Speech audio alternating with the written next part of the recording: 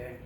Do you want to know how I wrote off $1.5 million in one project? I still cannot hear you. Do you want to know? Yeah. Okay, let's start. No, still waiting for the slide. If you want me to go, I will go. Okay. So, how I wrote off $1.5 million in one project.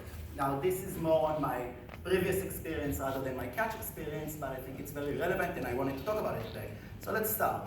The background was when I actually first moved to Australia, and my experience was predominantly in user research, in testing, and I was appointed as a UX manager for a big e-commerce company that at the time was already turning well over $200 million. Now, the brief that I got was, go and create the most amazing website in the world. And for me, as a UX person, great, score. I went and I did usability testing and heuristic evaluation, and you name it, I've done it all. After 3 months, I had a 100-page product document of this amazing website I'm going to create. And in the meantime, the CTO decided that let's not worry about this old website. We're going to create this new shiny website from scratch. Parallel to that, all of the senior management were fighting between each other, they were blocking each other, it was a menace. One morning, I'm walking into the office and the CEO fired all of the senior management. He appointed me as the head of UX and he said, look, you have 6 months to make the dream website a reality, go. For me, that was like, I couldn't ask for better things. Every morning I used to come to the office at 4:30 in the morning, I would write tickets. People would eat lunch during meetings. There was electricity in the air. We are like doing something massive here. And then after 6 months, the big day finally arrived. We switched the old system off. We turned on this new shiny website, like success, we're there. We launched it, it was Friday night. We went to this big, massive party. We got super drunk. And then Saturday morning, reality struck. I'm getting a phone call from the web analyst and he's like, look, Liron, we are losing money here. We need to make some changes. I quickly rushed to the office and I can see the CEO sitting in the room with all of the managers. They're trying to make sense out of it all. We're losing money. What's going on here? And we created this war room. We put developers and we put designers and content editors. And for 8 days we're working, we're changing content, we're updating UIs, we're fixing bugs. But we couldn't figure it out. And after 7 sleepless nights, we had no choice. We're just losing too much money. We turned off the new website. We spin back on the old website. All of the shiny systems, all of the man hours, everything went down the drain. We wrote off $1.5 million. So what went wrong? Well, the first thing that went wrong is go and create an amazing website. That's not a product brief. As a product person, when you're walking into a company, you need to understand what is the business problem you are here to solve. What is the value you are going to deliver to the company? And what are the KPIs that are going to be used in order to measure success? None of that was done in this context.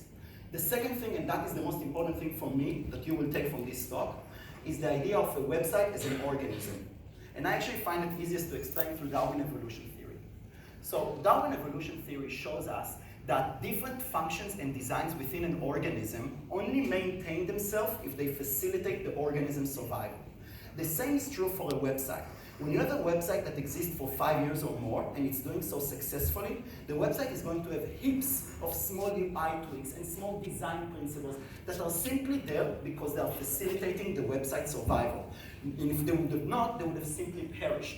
And under this context, the mistake that we do is we chose a path of revolution rather than evolution. So by revolution, when you go and you do something in a silo for 6 months in a black box and then you launch it, versus an evolution approach where what you want to do is you want to do small iteration. So in that context, what you will do is you will go and you will do a research, you will analyze, and every 2 to 6 weeks you will launch something. You will measure it in an A/B test against the current website that you have. And then if you're losing money, you know, oh, actually I had a negative impact on a functionality that facilitates the website survival. Okay, let's go back, let's re-update it until you're saying, okay, now I'm making more money, so I actually evolved the website. Let's integrate it and retest and retest. Hence the idea of an evolution. The other part that it's important to mention is the idea of building from scratch. Look, we all walk into companies where they say there is spaghetti code, it's a menace, that's the life. But the solution is never built from scratch. The solution is iterate on what you have. Finally, the mistake that we did was the release approach. So it's okay to make front-end changes and it's okay to make back-end changes. You don't want to make them both at the same time. Because once you do them both at the same time and now you have an issue, wait, so the problems that I have, are they a byproduct of system integration, of data flow, or the problems that I have are a byproduct of UI and UX issues. You have no ability to isolate the factor. And I would say that's it. There is one thing that I really wanted to do, and as an Israeli, you gave me an opening here, so I have to do it. Ethical AI, discovery, validation, minimum viable product, double diamond, jobs to be done, leadership, machine learning, product web, human technology, information, bingo!